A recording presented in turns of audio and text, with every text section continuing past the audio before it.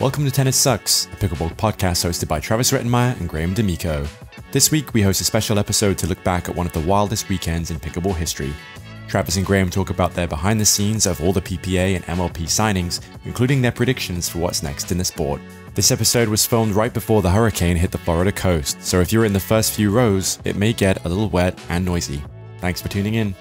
Ladies and gentlemen, welcome to this episode of Tennis Sucks. It's been a fucking crazy 72 hours, and I gotta let you know that my granimal here is like Jerry fucking Maguire. You know, he just runs things and advises me anyway on various things and has been really helpful. But yeah, we're gonna run through a few things and try to recap the craziness that's gone on between PPA, MLP, and Dundon, Kuhn. You know, it's just madness. All the players, what it means, and we're going to try to do our best to recap that. Should we start first with Kansas City recap before we get into that? Yeah, let's do a quick recap. The recap of the last PPA Travis Lever play? Probably. I think I can actually still play them from the remainder of the year, but I officially signed with MLP today, which I'm very happy about because obviously I have a tie into them. But yeah, Kansas City was crazy. Like, we got there, it was the hottest it'd been in Kansas City, like for a 5-day stretch in 30 years or something. It was 105 degrees, 70% humidity. On-court temperature was 114, 115. People were dying, like literally fucking passing out. And the mixed day that I had was 9:15 warm-up, finished bronze at 9:45 at night roughly. Feet started cramping in the bronze, but you know, got to play with Jade Kawamoto, had a good win against Anna and James. You know, lost to Ben and Anna Lee in the semis. She's just a different animal. You know, I've never seen a woman that can counter quite like that. I mean, maybe Georgia can to some extent, but just not as consistently. You know, she's just so on it, and her attacks off the bounce. So yeah, that was an amazing day for me. Loved playing with Jade. Super positive, great partner. But by Saturday, the temperature had dropped to like 85, and I love AJ Kohler, but obviously a lot of people were distracted with what's going on. I think he was one of them, and he probably played about as bad as I've ever seen anyone play. Error count 30, 40. So, you know, I don't think he likes me anymore. So like I was going on in the last pod that only Kohler likes me. I think he doesn't like me anymore either. It seemed like he didn't want to play, didn't want to try for me. So, you know, I guess I'm just a huge fucking dick. But yeah, you know, Ben obviously still just disgusting prowess. Was actually feeling comfortable against him in the mixed. It's just hard to deal with he and Anna Lee, but he's got so many skills. He juked me really bad one time with his little backhand dink fake. But yeah, he triple crown, beat Tyson in the final.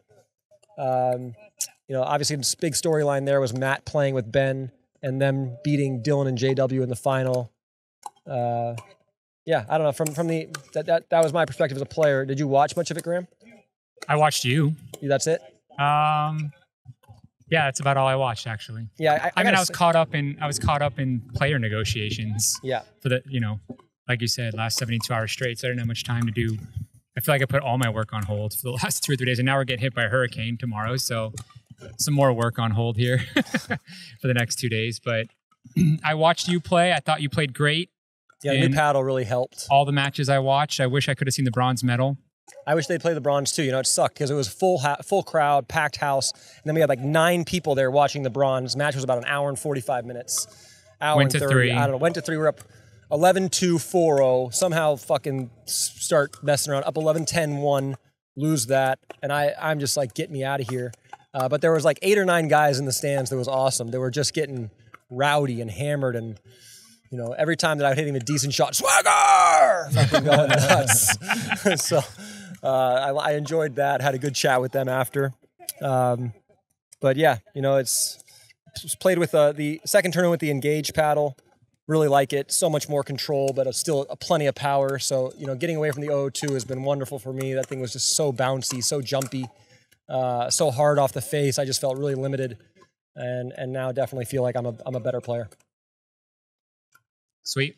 So why don't we kick it off with the timelines of stuff? Like, what, from your guys' perspective, when did you all start hearing about this? So I was sitting there on singles day, which is Thursday, about noon or 1 with another player who has a really close relationship with a few of the owners, and he just said to me, hey, I think PPA players can't play in MLP anymore. And I was like, shut the fuck up, man. Like, that happened. It's over. That happened a long time ago. And he's like, no, I swear. Like, something's happening. Literally 30 seconds later, a particular rep for MLP calls me and just says, like, shit's hitting the fan. This is happening. It was like, oh, okay. And then it became like, because, you know, every player knows that I'm an owner. Players start coming to me right away. Travis, what do you know? Travis, come here, Travis. And I'm trying to be like this conduit or this middleman between, you know, the MLP, PPA, and the other players. And obviously I didn't really know what was going on. I got more and more information as time progressed. And, you know, it came out, I want to say 5 or 6 hours maybe after, you know, everyone started getting calls from agents, sitting there with the agent, discussing contracts. And then it literally just looked like Hollywood. Everyone was on their phone for the next 72 hours, nonstop. Everyone's walking around, discussing their deal. Connor's obviously, Pardo is running around, trying to get people to talk to him, to negotiate with him. He's seeing people had signed. So like at one point we were playing James and Anna Bright, and they were in the office with Connor for like an hour. So our match was delayed, talking to him about potentially signing with the PPA. It was just a fucking shit show. You know, no one knew what to do. But was that timing, like doing it during a PPA event, intentional? Or do you think that was just an accident? No, it's not. I mean, there's so many PPA events. It would be hard to structure it away from them. You know, like there's a PPA event almost every week. So I think it was just whatever negotiations that they were having.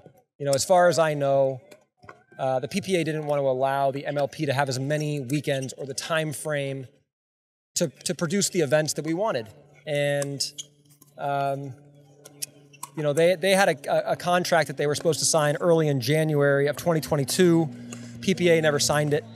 And it just, you know, I knew this a long time ago. Even when this merger happened, in my head, it was like, well, it doesn't mean shit, because at some point we're going to war. Like, there's never been a sport in existence. They had the AFL and the NFL. The NFL cannibalized it. You had the ABA and the NBA. The NBA cannibalized it.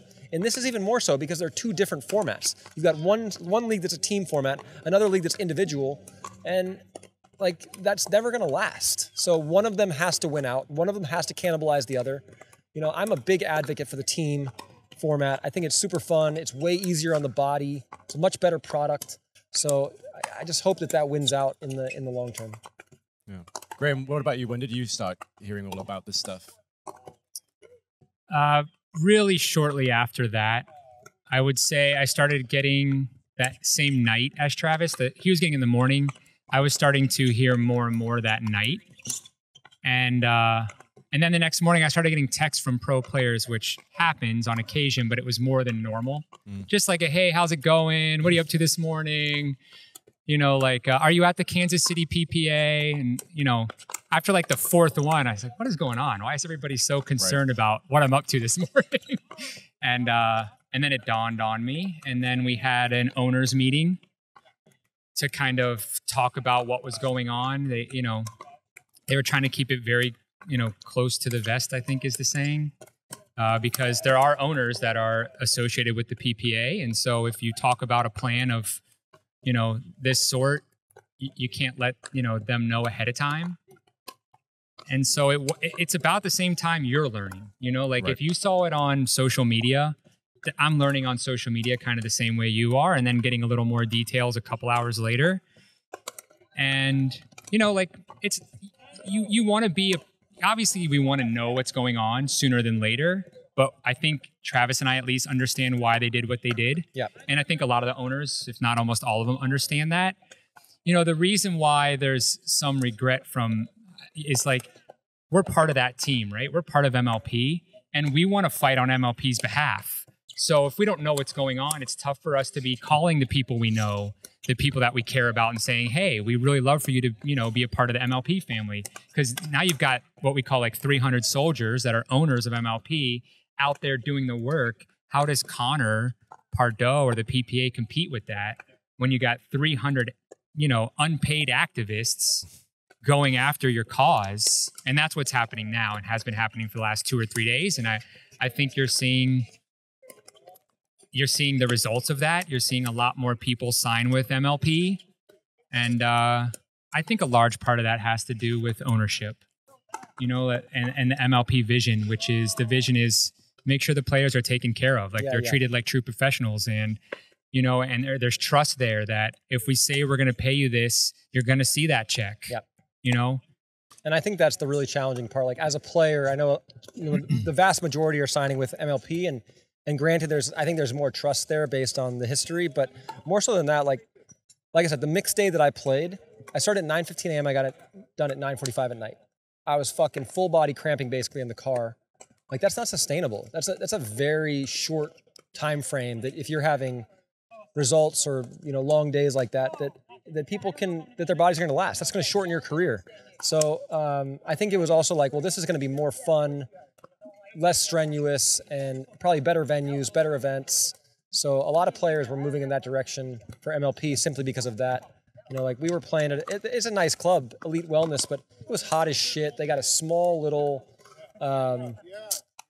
players lounge. We're all cramped in there. Like it's not as comfortable as you go to an MLP event. You really feel like you're a pro and you feel like you're an athlete. And I think that they were moving towards that, giving people real financial stability, and people are obviously signing really lucrative deals, and it's really beneficial for players.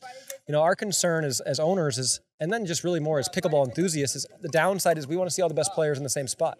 When this took place, the biggest benefit to us was we got to see JW play against Ben Johns and these kinds of matchups, and now that's not going to be the case, and that's really unfortunate for pickleball. I hope that this is short term and that we have all the best players under the same umbrella soon, and eventually that'll take place, because these kinds of wars, there's always a winner and a loser, and one league will persevere. That might take 3 years, but it's gonna happen. Who do you guys think is winning out of this right now? The players, fans? The players are the biggest winners right now. They're the only winners. Yeah, they're the only winners. And it's short term. It's a short-term win. It might be a long-term loss. That we don't know that yet, but it's very possible. It's possible this implodes pickleball. And I know that sounds dramatic, but it's a potential. Both of them overspend. A third party comes in and really tries to compete. It gets too fragmented, and no one ever wants to kind of reinvest in that idea for 10 years. And the pros make some good money short term, hopefully a year, hopefully 3 years. But I don't know, that's going to be difficult. It's going to be difficult to constantly look at the books and talk to the accountant and say, okay, you lost another 20 million this year, you lost another 30 million this year, let's go raise some more funds. I mean, big businesses do it, but those big businesses know what's on the other end. Do we know what's on the other end? I don't think so. I think pickleball is a lot more speculative than maybe, online commerce or taxi transportation or all these other companies that can invest for 10 years straight with no profit. I don't know that pickleball is one of those businesses or ever will be. So the numbers are pretty huge that, are the players leaking that information? Like how are we finding out what these numbers that players are signing on? Just through hearsay.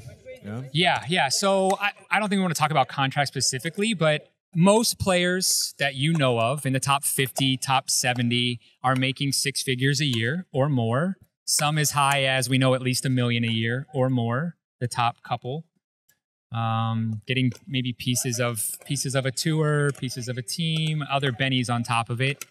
So it's very big numbers. When you multiply, even 100,000 or 200,000 times 80 players, do those numbers per year. You're also paying prize money. You're also paying medical. You're also paying travel. It goes on and on. Those are big, big numbers. Yep. Yeah. And I know from MLP, we're not bringing in a ton of money. And so the question is, obviously you go and you're getting funding, looking at a long-term goal. But again, how long is that sustainable for? And I think that's a concern that everyone should have, the players included, owners, everyone. We're already getting the hurricane here. Yeah. Well, it's been a dramatic weekend. We're just going to make it more dramatic now. People are still playing because they know this might be one of their last moments to get in some pickleball here. All right, so here's a couple questions I have for you. What was the interactions with players once you knew they were PPA, or was it awkward? No different. It was the same? Yep, same. Just people on their phone a lot. Yeah, just people on the phone. I think a lot of people getting numbers initially and then that can't be real. And then asking me, is that possible? I don't fucking know.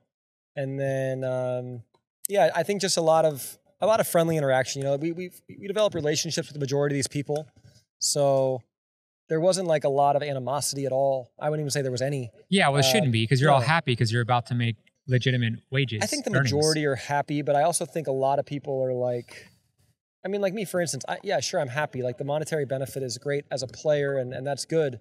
But like I said, as a pickleball purist, I hate the fact that I won't get to play Ben again.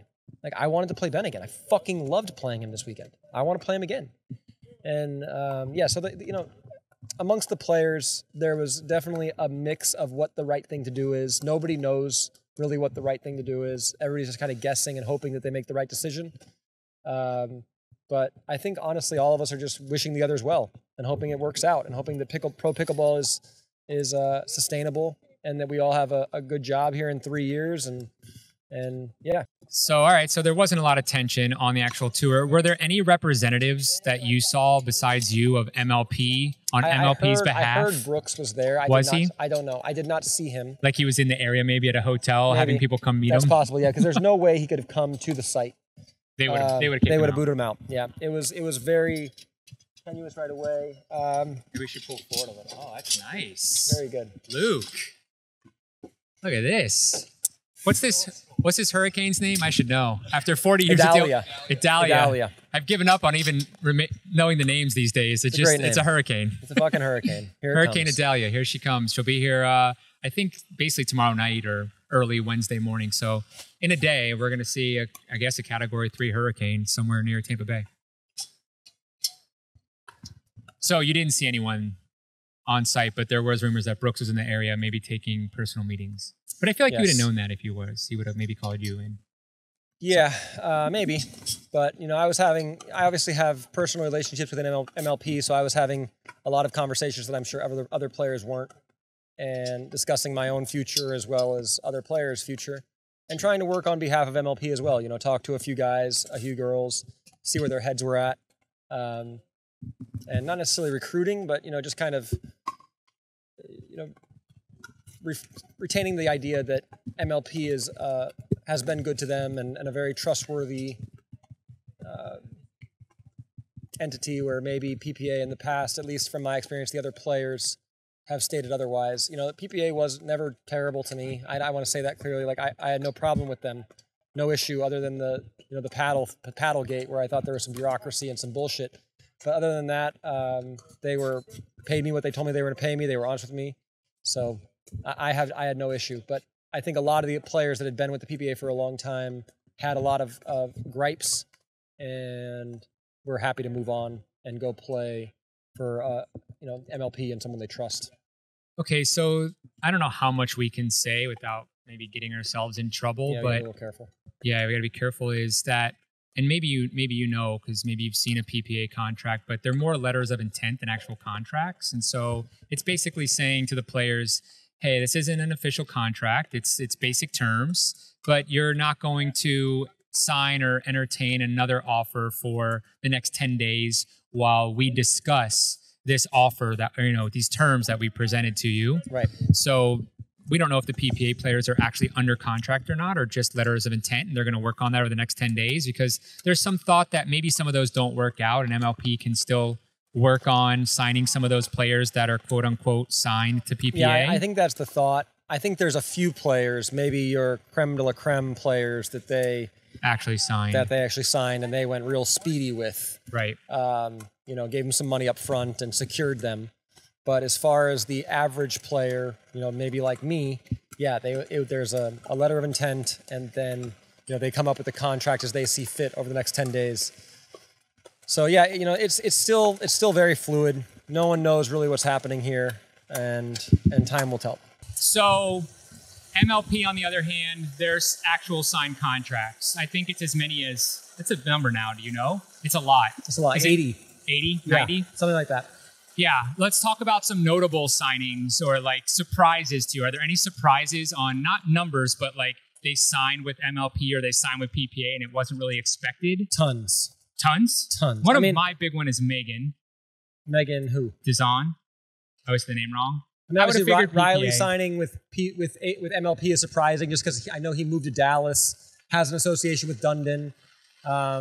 But mostly it's like the real surprises are the lower level players that haven't really made their mark yet, that are getting contracts for years. Like they need that stable of players. I get it, but it's crazy to me how many contracts are being signed. It's madness.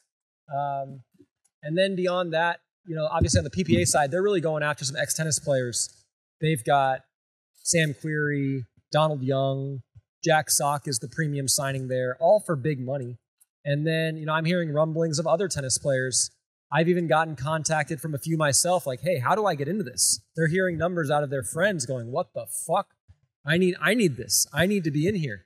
And they're probably behind the 8 ball. They're probably late, because if you haven't played and at least established yourself a little bit, then you're not going to get signed. Unless you're a big name. And if you're a big name, you're already making money. So yeah, if you're a huge name, you're already making money. So it's not that interesting. But I think the fact that PPA is going aggressively after tennis players. Like I saw one girl that really interested me. I don't know her name, but she's top ranking of 35 in the world in doubles. WTA current is 83. Now, granted, she's not making a lot of money at the moment on the WTA tour, but like that's a fucking high ranking. Like that means she's in the mix. She's playing Grand Slams, and they got her. She's what's her name? Forget her name. Played at USC, but my point is she's not making any money on the WTA, but she has the option, the potential to make a shit ton of money on the WTA tour. 30 or 31 years old, like maybe she's going to be a great pickleball player. Who fucking knows? Yeah. But they're definitely going after like prospective talent that they think has a shot. Do you think that's a good or bad strategy? Is that going to bring eyes to? No, it doesn't bring eyes. It doesn't? No. Jack Sock doesn't bring eyes to No, PPA? I think Jack brings eyes. I think he's the lone guy that actually brings eyes. But not Donaldson or Querrey.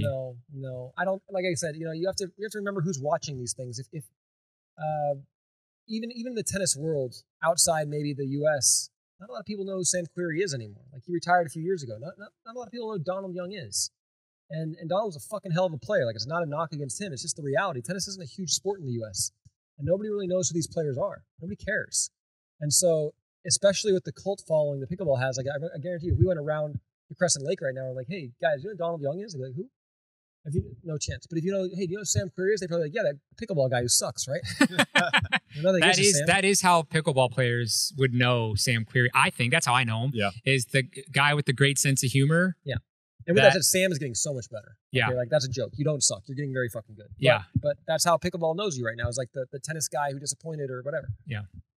The guy who's going to be top 10 in 3 months. That was you did that to yourself, Sam. Okay, so have we talked about players that haven't signed yet?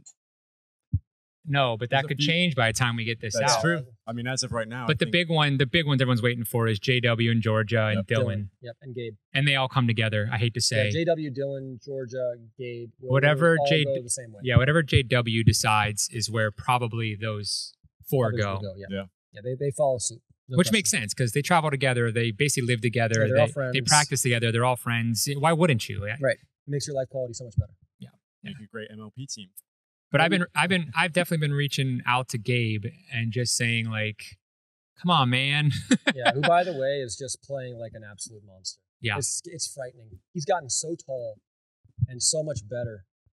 Like that's the biggest joke ever, even from the previous draft, and now it doesn't matter. But the fact that he wasn't premier because like we played him in that bronze, playing against he and Milan Rain. You literally cannot hit a drop to Gabe anymore. He's too long, and his reach, can't.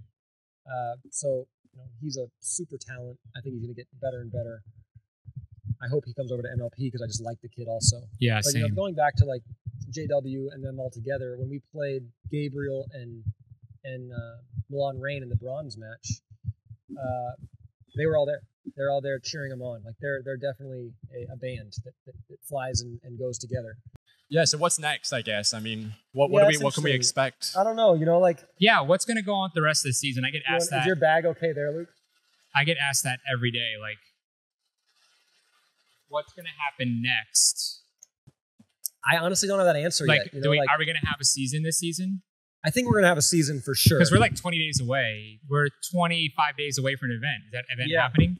Yeah, I think there's going to be a redraft. The teams that you saw. How do we get them uniforms? How do we...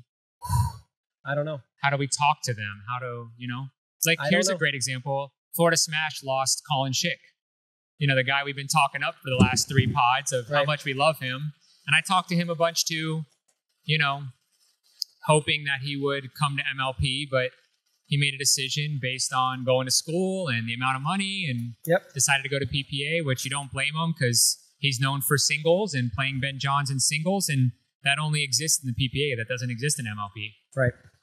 He never established himself as an MLP player yet, and doesn't know if he loves MLP or not, like some players do. Right. I don't know. I don't know what's going to happen with the event. I assume it's going to go on. It's going to move forward. But obviously, with different players, I don't know what happens with the MLP players for the remainder of the year playing PPA events. I don't know if that was my last PPA event or not. I was supposed to play Cincinnati in about a week and a half. That's certainly not guaranteed at this point. There's a lot of uncertainty.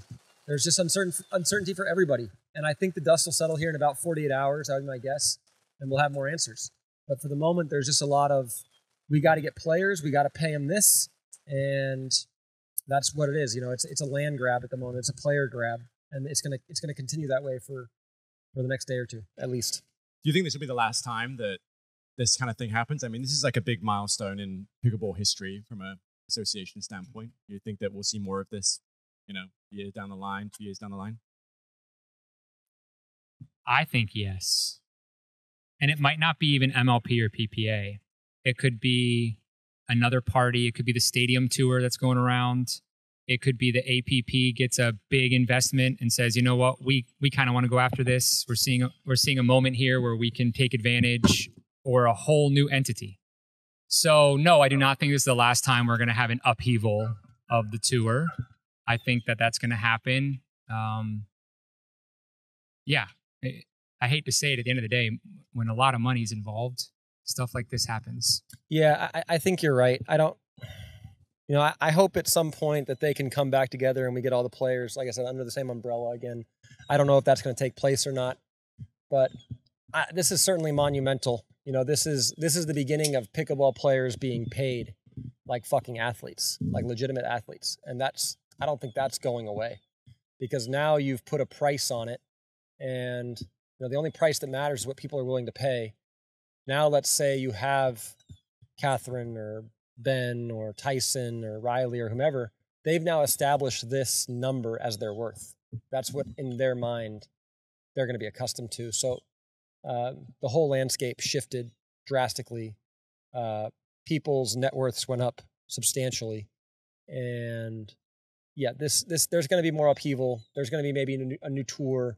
There's going to be a lot of fighting, a lot of litigation, and all that shit is coming. And it's probably not. This is maybe the one time where you see this kind of increase in players' ability to earn money, or maybe not. I don't know. It's just crazy. It's just wild at the moment. Do you think the rest of the world cares? What's the rest of the world? You're like, outside of pickleball, No. Yes, absolutely. Do people outside of pickleball care about what? I'll tell you why. I'll tell you why they care. One, already my inbox is filling up with ex-tennis players. If I'm a parent, sadly, and you're thinking like, what sport do I play? Well, suddenly, holy shit, these pickleball players are making so much money. It changes the dynamic of who's going to play, how you pursue it.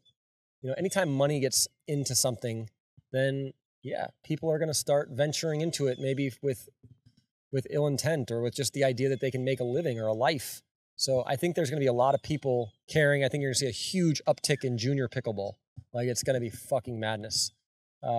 So yeah, absolutely the world cares. Maybe on, not on an enormous scale, but people care for sure. Cool. Any other final thoughts from you guys, I guess? Tennis still fucking sucks. I love Carlos Alcaraz, though. I'm like, have such a man crush on him right now. He played pickleball. He did play. He looked good with Venus. He didn't know what he was doing, but he looked did look really good. Yeah. I had actually an interesting conversation with Ben, who threw some shade my way, which I liked. But then we were talking about like who would be really good in pickleball and who would be shit, but like people think would be really good, running through tennis players. And the top two on his list were Gael Monfils and Carlos Alcaraz. Like, they would be the two best, he thought. And then there were guys that are super high ranked. Is it because of Alcaraz's drop shot? It actually is a part of that, yeah, because he's got great hands. It actually is. I hate to say it. But then there was like, we were saying guys like Zverev, maybe, who's just 6'6", drops bombs, but doesn't have the softest hands. Or even Novak, who's got great hands, but his game is really predicated on movement and consistency. Like, they might not be good at Well, pickle. that big, tall tennis player is trying to get in right now, too. I heard. Isner? Yeah, Isner. Really? Yeah. I heard some rumbling about him trying to get a contract. Yeah, that wouldn't surprise me. Because he's tied in. He's like a team owner, right? With maybe. PPA. I don't know if he's a team owner, but he definitely has, he's from Dallas. He knows a lot of people in that area. So I wouldn't be surprised if he was the next PPA signing. Yeah. And people have said this already. I don't think this is good for pickleball. I don't see some great outcome from this. I don't think that, MLP won because we signed more players, or PPA won because they got Ben and Anna Lee and Catherine Parento. I think that it's bad for pickleball. It's going to put us a big step back in momentum. I think had we done what we did this year for the next 3 years, we would have crushed it. Like, absolutely dominated the sport of pickleball for fans and viewership and growth and sponsorship. It would have been scary how fast these resources would have blown up our tours if we were one. I think the opposite now is going to happen. That wasn't possible, Graham. That was never possible. What wasn't? That they remained, like you said. No, I get that. The 2 tours, like that was never going to happen. Yeah, so it was always coming to a head. It was just a matter of when. So this is definitely going to put. It's a setback. It's a setback. But one tour will gain momentum again, and you'll see that pretty clearly, probably within 6 to 12 months, and then that will take shape. I mean, I think looking at how people are responding on social media, it seems like a lot of people, from a fan base standpoint, favor MLP. No question. Yeah. And I think that they're looking at the signings being like, oh, wow, they really crushed it. But I hear what you're saying, Graham. Yeah. I mean, from a numbers perspective, crushed it. There's a few players that are really, really hot commodities that sign with the PPA, but I don't know if that's sustainable. And who's going to really want to watch Ben and Anna Lee just shit on everybody? Like, it's boring. And now you take away their 2 best competitors in Tyson and Riley, at least on the men's side, and it's like, okay, boring. It was already pretty boring. So, yeah, it's going to be really interesting to see how it shakes out. Well, now, I guess we'll wait to find out, see what happens with the Vibe pickleball stuff. I mean, they're going to try and compete with a team-based event, I guess, at some point. So I heard 4 events next year is what they're going after. Oh, let's talk about how many events we have. We know roughly. Okay. It's 8 MLP events, right? 4 kind of non-team format events. Is that correct? I believe so. I don't know the details of this. So roughly 10 exhibitions, and then like 2 championships, team championships. Okay. So what is that? 14 events or 16 events, and then 10 exhibitions for MLP next year. Right. And it's going to take place between January and October, because there's an off season now. Yeah, 45 days. Great. Here we go. Breaking news. It's a scam. Said it on the phone. Scam call. I have them call me to look important every hour on the hour. must be 6:30. I don't have, like when they merged, I thought it was the greatest day ever. This is the biggest day in pickleball. Right. Yep. It was huge news, and I thought only positive stuff here on 4. I feel exactly the opposite now, even though I'm a team owner. It's a big step back. It's sad. It's going to hurt the growth. The players, short term, amazing. They're going to live much better lives. But I think the sport as a whole will suffer for some time, however long that is. I don't know if it's a year, if it's 3 years, and hopefully it comes back at some point. Hopefully there is some kind of winner or merge, and then we can put the momentum forward. Well, interesting enough, Ben only signed for 1 year. Ben signed for 1 year, so he clearly wants to see what happens. Yeah. What goes on. Yeah. Well, he can name whatever the hell he wants. Right. Yeah, that 1 year was probably more than everybody else's 3 year. 100%. Yeah. Other than Anna Lee. Yeah. Right. Wild. Yep. Well, guess we'll have to wait and see what happens over the next week or 2 once those 10-day whatever agreements come to an end. See what people do. There'll be a lot of moving pieces. Yeah. Okay.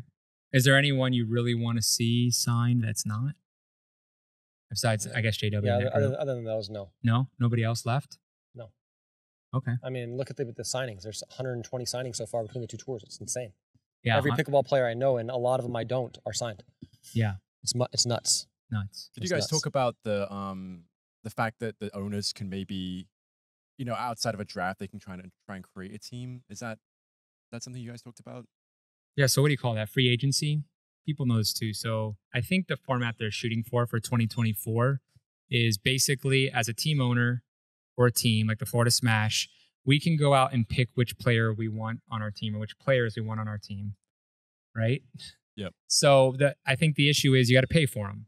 Right. So for instance, if Riley, and let's just round a number to $1 million a year or $500,000 for the year, if we want Riley Newman to play for the Florida Smash next year, we got to pay him a minimum of $500,000 or somewhere upwards of double that to compete with other teams who basically you're bidding for him. Like you would be bidding for LeBron or whatever the contract. And then, that player decides, do I want to go play for Florida Smash for that money, or do I want to take a cut and go play for the championship team, whatever, the Mad Drops or the BLQK Black Bears. And so it's going to be a lot more like other team sports in that there's going to be a free draft. Yeah. And I think that we're taking on more than 4 players is what is being said. So you're going to have a team of 6 or Really? so that way you have alternates. If you have exhibitions and one of them's not available for that exhibition, you can grab another player out of those 4. But only 4 would be able to commit to one event. So you wouldn't be able to switch people out during an event. I don't know that. We don't know those details. Okay. We don't even know if we're still having events this year. That's what everyone keeps asking me. I actually have no clue. We're going to have, I think we're going to have events. I just don't know what they're going to look like. Right. Is it all premier? Is it not count for anything? Don't know. Do we redraft? Are we playing with our same players? Plus we add one in if we lost one. That's the thing we don't know. Yeah. More than likely there will be an event in September and November and December, but we don't know the specifics of those events yet. Right. I wanted to say Top Notch is doing well. Top Notch doing really Can we well. say that? I think Top Notch, they're an agency. They represent, I don't know, maybe 40 or 50 of the top 100 players. Oh, really? Yeah. Oh. And so they're negotiating the contracts for these players and they take a nice chunk of each contract. And so if you're signing up 50 players and taking a big chunk of contracts that are 200,000 and 300,000, you're having a good 3 years coming up. Wow. Yeah. Probably have some, capital to spend on getting more clients. So Top Notch is that's another benefit beyond the players is Top Notch is gonna setting themselves up, the pickleball world, setting up themselves a nice Right. business Yeah. for the future. Right. Yep. All right, guys. Sorry, I don't have more.